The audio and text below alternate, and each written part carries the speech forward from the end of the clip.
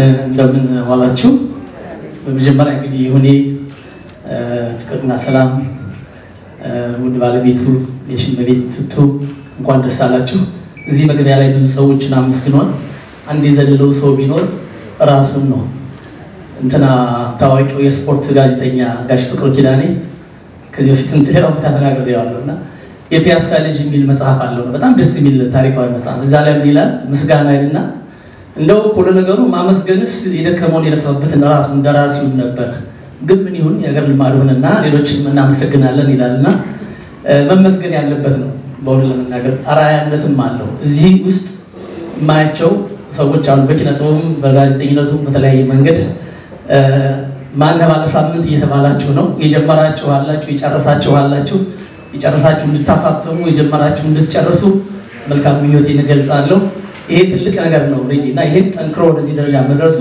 በጣም ባክብሮት የማየው ነው የሆነ ተብሏል የግጥም ደራሲነቱን የዜማ ደራሲነቱን ሌሎቹ ሊናገሩ ስለሚችሉ ዝም ብዬ በጥቅሉ መጽሐፉ ላይ ነው አንዳንድ ነገሮችን ለመናገር የመጣሁት ግን እንደተባለው ባህሉን አክባሪ ነው አገሩን ወዳድ ነው እነዚህ በስራዎች ውስጥ በደንብ የሚታዩ ናቸው እንደውም ይሄንን አሳይመንት ሲሰጠኝ ከማቃቸው ውጪ ሌሎችን ስራዎችንም እንዲሁ ዩቲዩብም ያለው ነገር ገብቼ ለማዳመጥ ቃል መጠይቆችን ሁሉ ለማየት ሞክሬያለሁና በቃ እዚህ መጽሐፍ የምታገኙት ይሁኔ እዛም ላይ ያለና ጥሩ ነገር ነው እንግዲህ እንደመንደርደሪያ ይሁኔን የማቀው እርግጠኛ ነኝ እንዳብዛኞቻችሁ አንድ ለናቱ በነበረው የኢትዮጵያ ቴሌቪዥን ከአጋሮቹ ጋር ባቀረበው ድርሰቱ ያገሬ ልጅ ወይም ብዙ ጊዜ ሲጣራ እንደምትሰሙት አንቱየዋ በሰኛው ስራው ነው አቀራረቡ የተለየ ስለነበር ተወዳጅነትን ለማግኘት ጊዜ አልፈጀበትም በታሪኩ ላይ እንደምናየው ለወደፊት እርምጃው እንደ መስፈንጠሪያ ወይም ስፕሪንግ ቦርድ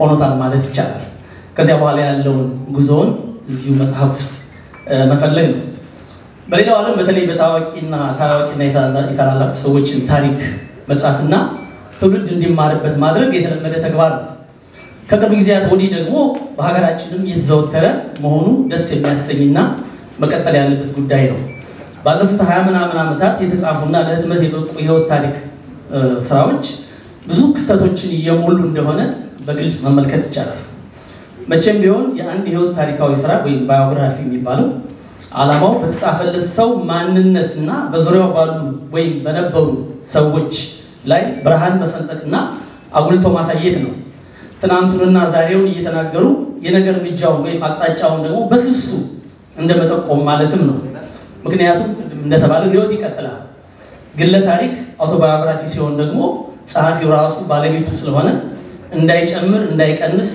እንዳያጋንን እንዳያሳንስ መጠንቀቅ ይኖርበታል ስለሰው ስንጽፍና ስለራሳችን ስንዘግብ በተለይ በእኛ ሀገር ባህል ብዙ ፈተና አለበት አንድ ግለ ታሪክ ጸሐፊ ሊያተኩርባቸው ይገባል ተብለው የሚታመንባቸው ከህይወቱ ጋር የሚተሳሰሩ ቢያንስ 3 ነገሮች አሉ በመጀመሪያ ደረጃ ሁነኛ የሚባሉ ሰዎች አሉ ወላጆች እህት ወንድሞች ዘመድ ወዳጆች መምህራን አሁን እዚህ እንዳያችሁት የሙያ አባቶች የፍቅር አጋሮች ወዘተ እነዚህን የቅርብ ሰዎች ደረጃ በደረጃ እንጂ ባንዴ ያናገኛቸው ስለዚህ ታሪኩ እንደ ጅረት ሲፈስ ቀስ በቀስ በየጊዜው የሚቀላቀሉና ያጎለበቱት የሚዘልቁ ናቸው ባለ ታሪኩ ከትምህርት ቤት ሳይሆን ከህይወቱም እየተማረ የሚገጥሙትን ፈተናዎች እያለፈ እንዳያመጣጣቸው እያለፈ እየወደቀ እየተነሳ ይሄዳል በዚህ ሂደትም የሚያጣቸው የቅድሞ ወዳጆች ይኖራሉ የሚያገኛቸው አዳዲስ ሰዎች ደግሞ ይመጣሉ ሁለተኛው ተፈጥሮና አካባቢ ነው ጥርሱን ሸርፎ ያደገበት ቀይ ወረቀበት መስክ የተቦጫረቀበት ወንዝ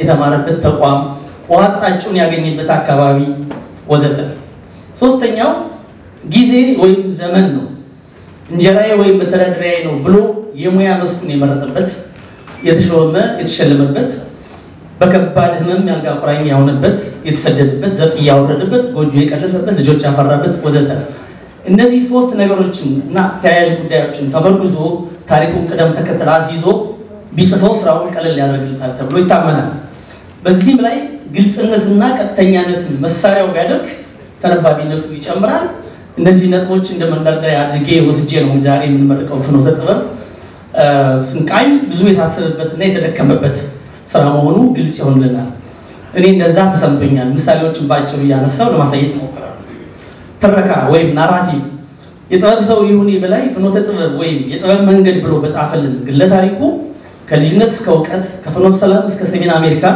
ስለተጓዘበት የህይወት ጎዳና ገና በጨርቃነቱ በህፃናት ኪነት በኩል ስለተነካበትና ዛሬም ድረስ ስለዘለቀበት ክብርና ዝና ስላገኘበት የሙዚቃ ሙያው እንዲሁም ከወደ ባለቤቱ ከሽምቤት ተስፋዬ ጋር ለሶስት ጉልቻ ስለበቁበት ወልደው ስለሳሙበት ፍቅርና ሰላምን ስላገኙበት ታሪካቸው ያወጋናል። እዚህ ተቀለል አድርጌ ሳቀርበው በተለይ በሙዚቃው መስክ በአገር ውስጥም ሆነ በውጭ አብረውት የተሰለፉ ባለሙያዎችን በሚገባ ይዘክራቸዋል። አልፎ አልፎም ፈገግ የሚያደርጉ ሁነቶችን ያመጣል። ወደ አዲስ አበባ እንደመጣ በአርቲስት ሻምበል በላይነህ እጅና አንገት ላይ ያየው ወርቅ ስቦት ነበር። እሱም ሲያጠልቃቸው ብዙ ጊዜ አልወሰደበትም። አስገራሚው ገጠመኝ እዚህ ላይ ነው።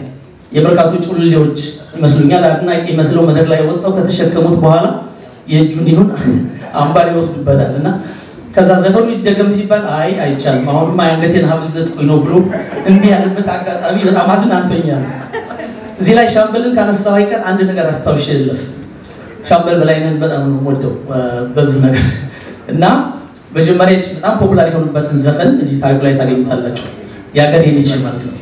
እሱን ስጠኝና እኔ ልስፈር ይለዋል። እሱ አዲስ አበባ ሲመጣ ማለት ነው።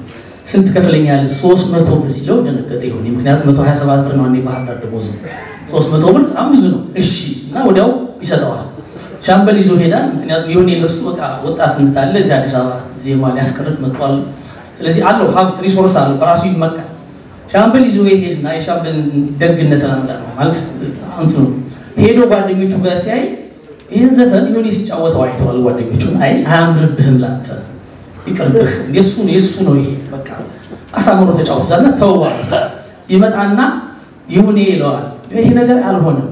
ጓደኞችም መከሩኝ አያምርብህም አሉኝና ደግሞ የሚያድግ ልጅ አይጥላህ የሚያልፍ ዝናብ አይምታ ይባላል በተረቱ። ስለዚህ መልሼልሃለሁ ገንዘቡ ቢቀርብ ምንም ችግር የለውም ከቻልክ ሌላ ዜማ ስጠኝ በምትኩ አለው። ሌላ ዜማ ሰጠው። ነገሩ በዚህ ያለቀ ማለት ነውና በጣም ሁለቱንም ማመስገን ፈልጌ ነው። እዚህ ላይ ተረካው ከመጨረሻ በፊት ምናልባት ስማቸው ተደጋግሞ ከመጠቀሱና ፎቶአቸውን ከመመልከታችን ባሻገር የፍቅርና የሰላም የልጅነት ጊዜ ደረጃ በደረጃ ያለፉበት የትምህርት ተሞክሯቸው እና የመሳሰሉት ላይ ትንሽ ቢነገረን መልካም ይሆን ነበር ብዬ አስባለሁ። እንግዲህ የሰከንድ ኤዲሽን ላይ ነው ምክንያቱም እና ያለን ስማቸው ፎቶአቸው ግን የልጅነት ነገር አላለም ትንሽ ያነሰ ይመስለኛል። እንግዲህ እናንተ ፊት ላይ ስለምናገር ግልጽነት ወይም ኦፕንነስ ይሁን ግልጽነቱን ያበዛዋል ሊባል ካልሆነ በስተቀር የዚህ ስራ ትልቁ ጥንካሬው ግልጽነቱ ነው። ያነበባችሁ ምንም ታያላችሁ። ቅድም ተጠቅሷል መምህሩ ተናግረውታል። የህይወቱን በር በርግዶ ነው የከፈተው። ሰበቡም በራስ መተማመን ነው። ብዙዎቻችን በፍቅር በከነፍንበት ወቅት ያደረግነው የተናገርነው ብናውቀው ከ30 ዓመታት በኋላ እንኳን ልንጽፈው ደግመን አንናገረው። ደራሲው ያን የባህል አጥር አልፎ ተራምዷል። ይሁን የተወለደበትን አጋጣሚ አስመልክቶ ፕሮፌሰር አዱኛ ወርቁ ዛሬ ጌታ የተናገረውታል። ያን አጋጣሚ በሰጠው አስተያየት እኔም በጣም እስማማለሁ። ፕሮፌሰር አዱኛ ዛሬ ይጽፎታል። እንደዛ አይነት ነገር ማንም አያደርገውም። እሱ ግን እውነት ነው። ስለዚህ እውነት ነገር አለበት ደግሞ ምንም በራስ መተማመን አለበት። በቃ ይሄ የህይወት አጋጣሚ ነው የሚል ሄዶና ለዛም በጣም ራሴ በተመሳሳይ መንገድ የተሰማኝ መሆኑን መናገር ነው። ሌላው የተገነዘብኩት ነገር ይሁን ሲበዛ አመስጋኝ ነው። ብዙ እንቅፋትና እንግልት ሳይገጥመው ለኖረበት የተቃና ህይወቱ በተለይ በስደት ዓለም ክብሩን የሚሰጠው ለፈጣሪውና ለወላጆቹ ጸሎትና ምርቃት ነው። ይህ ብቻ አይደለም፣ ለባለቤቱም ያለውን አክብሮትና ምስጋና በአጽንኦት ነው የሚገልጸው ደጋግሞ። ከሙዚቃ ውጪ ምንም የማላውቀውን ሰው ስራ አስተማረችኝ፣ እንድማር አተጋችኝ፣ በሙያዬም ጭምር ደገፈችኝ ሲል አመሰግናታል። ከፍተኛ ገንዘብ ይወጣበት የነበረውን የኢትዮጵያ የሎ ፔጅ የሌአውትና ዲዛይን ስራ ከመስራት አልፎ በምክትል ስራ አስኪያጅነት ለመሰለፍ ያበቃችው ቱቱ መሆኗን ደጋግሞ አንስቷል። የሎ ፔጅ የሚባለው ነው ከተነሳ ይቀርብ ቱቱን በዚህ ነው ማመስገን። የኔን ኤክስፒሪየንስ ልንገራችሁ። እዚህ ሀገር እንደመጣው 2003 ነውና ታዴ ነፍሱን ይማረው ታደሰ ወርቁ ዱከም ሬስቶራንት ጭልን በረንዳው ላይ እያወራን ጠይቀዋለሁ አንዳንድ ነገር እና ጠይቀዋለሁ። መጨረሻ ጨርሰን ስንሄድ ተነስቶ ሄደ። ያው ሂሳብ ሊከፈል ነው ብዬ ስጠብቅ ልክ መጽሐፍ ይዞ ሊመጣ ከዛ አሌክስ አለኝ ይሄ ነገር ለአንተ በጣም ጠቃሚ ነው፣ ቅድም እንዳየሁት ይሄን ተመልክተው ነው ሰጠኝ። የሎ ፔጅ ነበር እና እውነትም አዲስ ለመጣ ሰው እዚህ መረጃ የሚፈልግ ሁሉም አንድ ላይ ጥንቅቅ ብሎ ይዘጋጅና እኔ ከዛ በኋላ ለሰው ለብዙ ሰው የምሰጠው ስጦታ ነበርና ያ በጣም ሪሊ ኦርጋናይዝ በወቅቱ አልተደረገም። ኋላ ግን ሁሉም የተረዳው ይመስለኛል። ምክንያቱም በሺዎች ይታተም እንደነበር ስለማውቅ። ወደ ዮኒ ስንመለስ ሌላው ገጽታ አዎንታዊነት ነው፣ ፖዚቲቪቲ። ዮኒ በተረካው ሂደት ብቻ ሳይሆን አንዳንዴ ከመንገድም ወጥቶ ቢሆን ሰዎችን ለማመስገን፣ ለማድነቅ፣ ታሪካቸውን ለመዘከርና በጎ ሰብዕናቸውን ለማነሳሳት ሲሞክር እናያለን። ለምሳሌ በአንድ ወቅት በደባልነት አብሮት ስለኖረው አንጋፋ ድምፃዊ ጌታቸው ካሳ ሲጽፍ በጣም መልካም ሰው ነው፣ ያለውን የሚያካፍል ራሱን ሆኖ የኖረ ትልቅ ባለሙያ ነበር።